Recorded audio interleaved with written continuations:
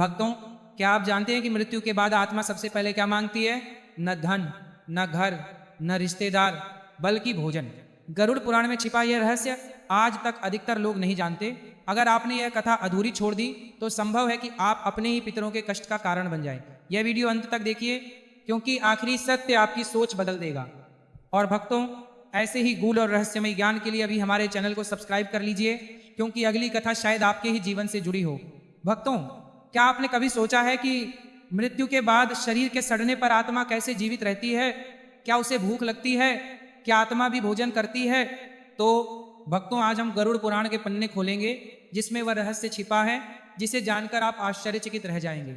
आज आपको जीवन और मृत्यु, साथ ही आत्मा और ईश्वर से संबंधित अद्वितीय ज्ञान प्राप्त होगा। भक्तों, भगवान विष्णु ध्यान में लीन थे, तभी गरुड़ वहां आए। भगवान विष्णु ने गरुड़ का स्वागत किया और कहा, हे गरुड़, मुझे बताओ तुम यहाँ क्यों आए हो? तब गरुड़ ने भगवान विष्णु को प्रणाम किया और कहा, हे प्रभु, आप सर्वज्ञ हैं, आप सब कुछ जानते हैं, इस संसार में आपसे क्या छिपा है? हे प्रभु, अनेक दिनों से मेरा एक प्रश्न है जिसे पूछने की मुझे बहुत इच्छा है। कृपया इस प्रश्न का उत्तर दीजिए और मुझे तृप्त कीजिए। तब भगवान विष्णु ने कहा, हे गरुड़, तुम्हारे मन में जो भी प्रश्न हो उसे निःसंकोच पूछिए, मैं इसका उत्तर अवश्य दूंगा। तब गरुड़ ने कहा, हे प्रभु, क्या यह सच है कि मृत्यु के बाद भी आत्मा को भोजन की आवश्यकता होती है? क्या आत्मा भी भोजन करती है? और यदि हाँ, तो वह क्या खाती है और उसे भोजन कहाँ से मिलता है? भक्तों, तब भगवान विष्णु मुस्कुराए और बोले, हे गरुड़, तुमने एक बहुत ही उपयोगी प्रश्न पूछा है जो समस्त विश्व के कल्याण के लिए आवश्यक है। हे गरुड़, मृत्यु केवल शरीर की होती है, आत्मा अमर है, लेकिन उसे भी भूख और प्यास लगती है। इस रहस्य को अच्छी तरह समझने के लिए पहले मैं आपको एक कहानी सुनाता हूं। भक्तों, ऐसा कहा जाता है कि जो कोई भी इस कहानी को ध्यान से और अंत तक सुनता है, उसके लाखों पाप नष्ट हो जाते हैं। तो आइए गरुड़ पुराण की इस ज्ञानवर्धक प्रस्तुति की शुरुआत करें। हे भक्तों, आइए भगवान विष्णु गरुड़ को कथा सुनाते हुए कहें, हे गरुड़, कोपुर नाम का एक गांव था जहां जीवन सामान्य गति से चल रहा था, परंतु एक दिन गांव के वातावरण में कुछ बदल गया, क्योंकि गांव की सबसे बुजुर्ग महिला अरुणा देवी का देहांत हो गया था। वह एक धार्मिक और अत्यंत धार्मिक महिला थी। उनका वृद्ध शरीर वर्षों की सेवा और ध्यान का प्रतीक बन गया था। लेकिन जिस क्षण उनकी मृत्यु हुई, उसी क्षण कुछ ऐसा घटित हुआ जिसने उनके परिवार और विशेष रूप से उनके बेटे सोहन के जीवन को बदल दिया। सोहन एक सरकारी कर्मचारी था जो शहर में रहता था। जब उसे सूचना मिली तो वह गांव लौट आया, लेकिन तब तक उसकी मां का अंतिम संस्कार हो चुका था। उसने कहा, अब क्या किया जा सकता है? मां को मोक्ष मिल गया होगा। तब ग्रामीणों ने उसे समझाया, पुत्र, अभी भी भोजन का अर्पण करना बाकी है, आत्मा भूखी और प्यासी है। जब तक आत्मा के लिए भोजन का अर्पण नहीं किया जाता, तब तक उसे शांति नहीं मिल सकती। लेकिन सोहन ने इसे महज अंधविश्वास समझा। उसने मुस्कुराते हुए कहा, यह सब महज एक भ्रम है मन का। आत्मा को भोजन नहीं करना चाहिए। रात हो चुकी थी। यह गहन सन्नाटे और खामोशी के बीच के तीसरे प्रहर का समय था। सोहन अपनी मां के कमरे में सोने चला गया। वह गहरी नींद में सो रहा था। तभी उसे एक सपना आया, लेकिन वह सपना नहीं था। एक चेतावनी कक्ष में अंधेरा था और उस अंधेरे में एक आवाज सुनाई दी और फिर मां की आवाज आई। सोहन यह आवाज सुनकर चौंक गया। उसने देखा कि उसकी मां उसके सामने खड़ी थी, लेकिन उसका चेहरा पीला पड़ गया था। उसकी आंखें गहरी नींद में डूबी हुई थी और उसने वही पुरानी साड़ी पहनी हुई थी जो वह हमेशा पहनती थी। मां ने कहा, मुझे भूख लगी है। सोहन जाग गया। तुम्हें भूख लगी है, लेकिन तुम्हारी आवाज तो मां की है। अब वह करुणा और पीड़ा से भर उठा। पुत्र, शरीर तो चला गया, परंतु आत्मा जीवित है। जब तक तू भोजन और जल नहीं अर्पित करेगा, मैं तृप्त नहीं होऊंगा। मेरा सूक्ष्म शरीर पीड़ा झेल रहा है। अचानक कमरे की दीवारें कांपने लगी। मां की परछाई धुएं में बदल गई और सोहन की नींद उड़ गई। उसका शरीर पसीने से तरबतर था। उसका दिल तेजी से धड़क रहा था। सुबह होते ही सोहन जल्दी से उठ में गया और वह सपना अभी भी उसकी आंखों के सामने घूम रहा था। वह सोचने लगा, क्या मां सचमुच भूखी है या यह सब महज मेरा भ्रम है या कोई संकेत? उसी समय गांव का पुजारी घर आया। उसने कहा, बेटा, तुम्हारे पिता ने तुम्हारे दादा को एक बार भी भोजन नहीं दिया, फिर भी घर में अजीबोगरीब घटनाएं घट रही थीं। तुम्हारी मां धार्मिक और धैर्यवान थी, इसीलिए वह तुम्हें संकेत दे रही है। अभी समय है, पिछली रात जो कुछ भी हुआ उससे सोहन की सोच बदल गई। अब वह जानना चाहता था कि क्या आत्मा को सचमुच भूख लगती है, क्या ये सब महज एक सपना था, या गरुड़ पुराण में इसका कोई प्रमाण है। यदि गरुड़ पुराण में इसका कोई प्रमाण है तो वह गांव के वृद्ध और विद्वान पुजारी त्रिभुवन शर्मा के पास गया। पुरोहित ने गरुड़ पुराण का पाठ खोलते हुए कहा, पुत्र, जब कोई जीव इस शरीर को छोड़ता है तो उसकी आत्मा सूक्ष्म शरीर में प्रवेश करती है। यह सूक्ष्म शरीर उसका स्थायी माध्यम बन जाता है, जिसके द्वारा वह अपने कर्मों के अनुसार यमलोक की यात्रा करता है। लेकिन यह यात्रा तुरंत नहीं होती। मृत्यु के बाद आत्मा कम से कम 10 दिनों तक इस पृथ्वी पर रहती है। यह अपने घर और प्रियजनों के बीच विचरण करती है, लेकिन अब यह किसी को स्पर्श नहीं कर सकती। यह अपने शब्दों में व्यक्त नहीं कर सकता। यह केवल अनुभव कर सकता है अकेलापन, पीड़ा और भूख। जिस प्रकार इस सूक्ष्म शरीर को भोजन की आवश्यकता होती है, उसी प्रकार इस सूक्ष्म शरीर को किसी न किसी प्रकार के आध्यात्मिक पोषण की भी आवश्यकता होती है।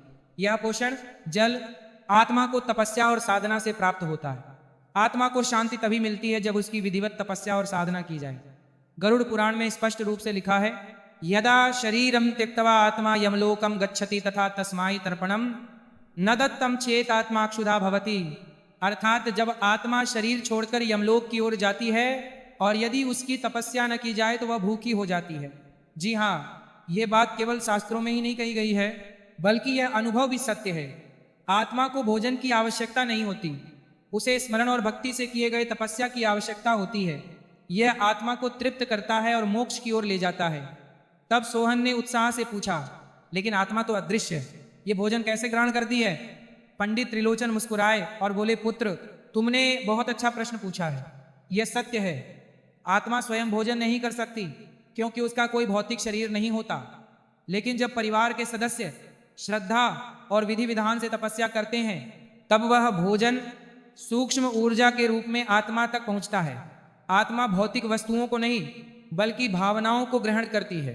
यदि तपस्या श्रद्धा, प्रेम और समर्पण के साथ की जाए तो आत्मा संतुष्ट हो जाती है, परंतु यदि अपेक्षा के साथ की जाए या बिल्कुल न की जाए तो आत्मा भूखी और असंतुष्ट रहती है।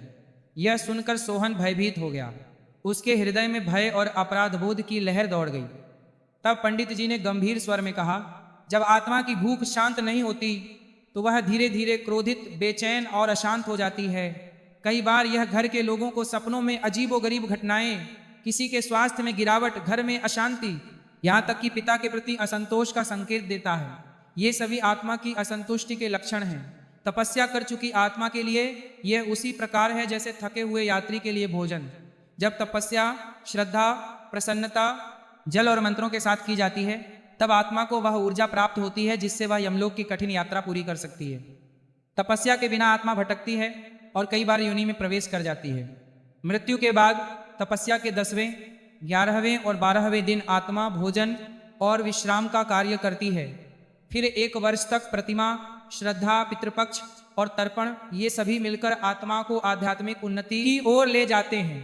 सोहन मौन था, परंतु उसके मन में दृढ़ निश्चय था। उसने कहा, मैं अपनी माता के लिए तपस्या करूंगा, उन्हें भूखा नहीं रहना चाहिए, यही मेरे पुत्र का धर्म है। मित्रों, सोहन अब आत्मा की भूख और पीड़ा को समझ गया था। माता का कष्ट, पंडित त्रिलोचन के वचन और गरुड़ पुराण की शिक्षाएं उसके जीवन को एक नई दिशा दे रही थी। लेकिन अब सवाल यह था कि तपस्या क्या है, इसे कैसे किया जाता है और इसके पीछे क्या रहस्य है। तब पंडित त्रिलोचन ने गंभीरता से समझाया, तपस्या का अर्थ है भोजन का गोलाकार रूप जिसमें तिल, जौ, घी, दूध, चावल शामिल हैं। पानी और पानी को मिलाया जाता है।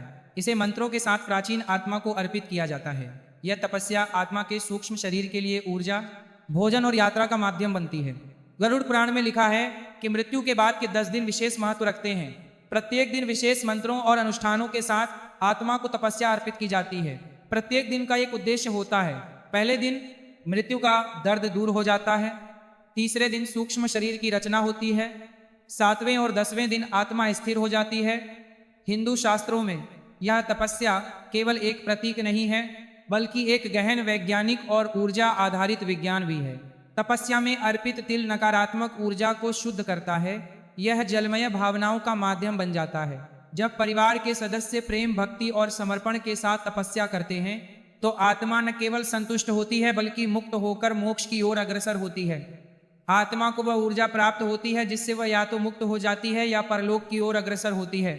मित्रों, अब प्रश्न उठता है कि तपस्या क्यों आवश्यक है। तो हम आपको बताना चाहते हैं कि यदि तपस्या न की जाए तो आत्मा भूखी रहती है, वह भटकती रहती है।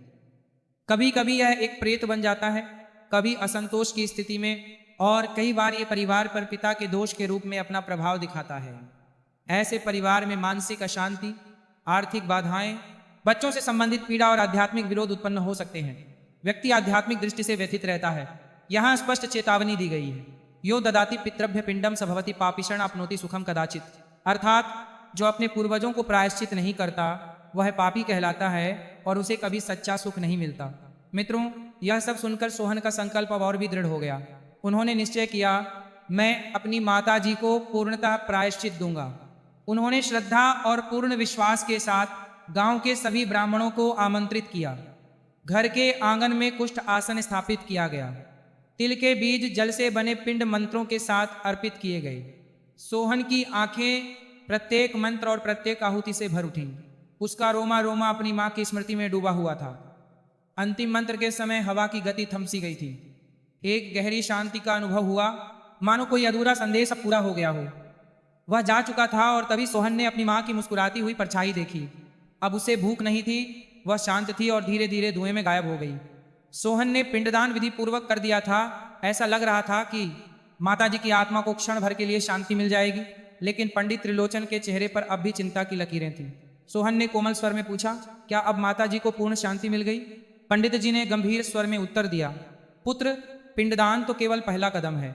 यदि तपस्या और साधना न की जाए तो आत्मा फिर से पीड़ा में लीन हो सकती है और कभी कभी प्रेत आत्मा भी प्राप्त हो सकती है। यह सुनकर सोहन का शरीर कांप उठा। उनके होंठ कांपने लगे और उन्होंने पूछा, क्या मेरी माता जो एक प्रेत हैं भी विलीन हो सकती हैं? तब पंडित त्रिलोचन ने गरुड़ पुराण के गहन रहस्य को समझाया। गरुड़ पुराण में वर्णन है कि जब आत्मा समय पर तपस्या नहीं करती तो वह इस विशाल संसार से आसक्त हो जाती है। वह संसार को त्यागने में असमर्थ हो जाती है। भूख, आसक्ति, पारिवारिक चिंताएं और अधूरी इच्छाएं उसे बांध लेती हैं। तब वह आत्मा प्रेत, राक्षस या भूत जैसी योनियों में प्रवेश कर सकती है। जो व्यक्ति पाप कर्मों से मृत्यु को प्राप्त होता है और प्रायश्चित नहीं करता, वह प्रेत योनि में प्रवेश कर बंधन में फंस जाता है। यह योनि कोई स्थायी नरक नहीं है, बल्कि एक ऐसी अवस्था है जहां आत्मा न तो पूरी तरह मृत है और न ही पूरी तरह जीवित। वह हमेशा बेचैन रहती है। वह अपनी मां से बात करना चाहती है। वह अपना व्यथा व्यक्त करना चाहती है। सोहन का दिल कांप उठा। उसने डरते हुए पूछा, मैंने अपनी मां का प्रायश्चित दान कर दिया है, क्या वो अब भी भटक सकती है? पंडित त्रिलोचन ने कहा, यदि तपस्या और वंशानुगत तपस्या न की जाए, यदि परिवार उसे याद न रखे, तो तपस्या की शक्ति क्षीण हो जाती है और आत्मा फिर से उसी भूख, उसी अधूरी इच्छा की ओर लौट सकती है। लेकिन पुत्र, तुम्हारा संकल्प, तुम्हारा विश्वास और तुम्हारा प्रेम आत्मा को आगे ले जाएगा। यदि तुम नियमित तपस्या और वंशानुगत तपस्या करते रहोगे। पंडित जी ने कहा, यदि तपस्या और वंशानुगत तपस्या के बाद भी तपस्या न की जाए तो आत्मा को पूर्ण शांति नहीं मिलती, वह अपूर्ण ही रहती है। जैसे भूखे व्यक्ति को केवल पानी मिलता है, भोजन नहीं, वैसे ही यह अपूर्ण संतुष्टि कभी कभी प्रेत के रूप में प्रकट होती है। मित्रों, सोहन ने तपस्या, पुश्तैनी तपस्या और वंशानुगत तपस्या से मुक्ति पाने का निश्चय किया, परंतु उसके मन में एक अंतिम प्रश्न शेष था, क्या आत्मा सचमुच भोजन करती है? यदि हां, तो कैसे? इस कठिन प्रश्न को लेकर वह पुण्य नगरी गया, जहां गरुड़ पुराण के महान तपस्वी और ऋषि त्रिलोचन विराजमान थे। सोहन उनके पास गया और उनसे प्रश्न पूछा। अब उस उत्तर का आरंभ होता है जो मृत्यु से परे है। यह आत्मा के भोजन से संबंधित है। ऋषि त्रिलोचन ने गरुड़ पुराण में गंभीर स्वर में कहा, स्वयं भगवान विष्णु ने गरुड़ जी से कहा, देहम विहीनोपि जीवो आत्मा न त्याजती भोजनाभिलाषाम, जिसका अर्थ है कि शरीर के त्यागने पर भी आत्मा भोजन की इच्छा नहीं छोड़ती। आत्मा एक सूक्ष्म शरीर में विचरण करती है जिसे लिंग शरीर कहा गया है। यह शरीर धूल भौतिक अन्न तो नहीं खा सकता, परंतु ऊर्जा रूप में श्रद्धा, भावना और अन्न की तरंगों को ग्रहण करता है। मित्रों, आत्मा को भोजन कब और कैसे प्राप्त होता है यह जानना अत्यंत आवश्यक है, तो हम आपको बताते हैं। आत्मा को भोजन 3 विशेष धार्मिक कर्मों से प्राप्त होता है। पहला है पिंड दान। पिंड यानी चावल, तिल, जौ, घे, यह दूध और कुश्य से बने अन्न गोलाकार रूप में मंत्रों के साथ आत्मा को अर्पित किए जाते हैं। यह आत्मा के लिंग शरीर को ऊर्जा और संतोष प्रदान करता है। श्रद्धा से किया गया पिंडदान भौतिक अन्न की तरह आत्मा को तृप्त करता है, परंतु सूक्ष्म स्तर पर ऊर्जा के रूप में। दूसरा है तर्पण। तर्पण में तिल, जल और मंत्रों के साथ पितरों का आह्वान कर उन्हें अर्पण किया जाता है। इससे आत्मा को शांतव संतुष्ट करने वाली ऊर्जा तरंगे प्राप्त होती है। यह एक प्रकार का भावना आधारित जलदान होता है जो आत्मा की तृष्णा को क्षमित करता है। तीसरा है श्राद्ध भोज। श्राद्ध है में योग्य ब्राह्मणों को आदर पूर्वक भोजन कराया जाता है। यह केवल सामाजिक कर्तव्य नहीं बल्कि आत्मा के लिए प्रतीकात्मक अनुष्ठान होता है। जिस श्रद्धा और प्रेम से भोजन कराया जाता है वह सब सूक्ष्म रूप में आत्मा तक पहुंचता है और उसे मानसिक संतोष व पुण्य की ऊर्जा प्राप्त होती है। आरसी त्रिलोचन बोले, वत्स, जब ब्राह्मणों के मुख से मंत्र निकलते हैं, जब पिंड अर्पित होता है, जब तिल से जल गिरता है और जब भोजन में श्रद्धा का स्वाद होता है तो वह सब ऊर्जा बनकर आत्मा तक पहुंचता है। यदि यह सब विधि पूर्वक किया जाए तो आत्मा को न केवल संतोष मिलता है बल्कि वह आगे की यात्रा के लिए बल, मार्ग और गति प्राप्त करती है। अन्यथा वह कहीं बीच में ठहर जाती है और वही रुकावट इन आत्माओं के बीच जो कभी हमारे माता पिता, दादा दादी या परिवार के अन्य सदस्य रहे हैं। अब सोहन सब समझ चुका था। उसके सामने केवल एक ही लक्ष्य था, माँ की आत्मा को पूर्ण तृप्ति और मोक्ष की ओर ले जाना। मृत्यु अंत नहीं है बल्कि आत्मा की एक नई यात्रा का आरंभ है। पिंडदान, तर्पण और श्राद्ध यह केवल कर्म नहीं बल्कि उन अदृश्य रिश्तों का सम्मान है जो शरीर से नहीं आत्मा से जुड़े होते हैं। जो हमने प्रेम से जिया उसे श्रद्धा से विदा करना ही हमारा पुत्र धर्म है। भक्तों, मृत्यु अंत नहीं है, ये आत्मा की एक नई यात्रा की शुरुआत है। जो अपने पितरों को श्रद्धा देता है वही जीवन में शांति और आशीर्वाद पाता है।